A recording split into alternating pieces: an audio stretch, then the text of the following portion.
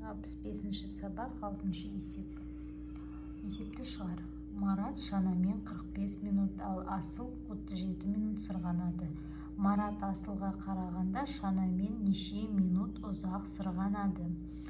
Яғни Марат 45 минут деп жазамыз, Асыл 37 минут. Марат Асылға қарағанда неше минут сырғанады, яғни белгісіз.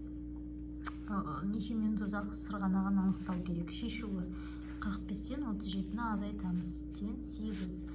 Яғни жауабы 8 минут ұзақ сырғанады деп жазамыз. Келесі 65-ші сабақ 7-ші тапсырма теңдеулерді шеш. 19 плюс x тен 34 және 64 минус a тен 31 деген екі теңдеу. 19 қосу x тен 34.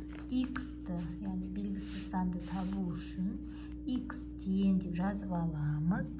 Сосын 34-тен 19-ды азайтамыз. X тен 15. Ал енді тексереміз, дұрыс па жоқ па? Ол үшін 19 қосу, яғни x-тің орнына x тен 15 болғандықтан 15-ті жазамыз. Тен 19 қосу 15 тен 34.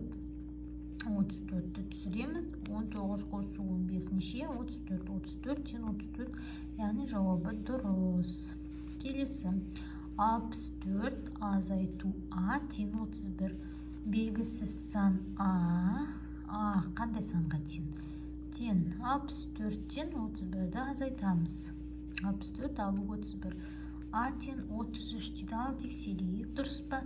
64-ті жазып аламыз. Азайту a-ның орнына, яғни бізде 33 шықты. 64 алу 33 дейміз. 64-тен 33-ті алғанда біз мынаны көшіріп алмаймыз. Азайтамыз, сонда 31 болады. Яғни 31 31-тен 31. Значит, a тен 33.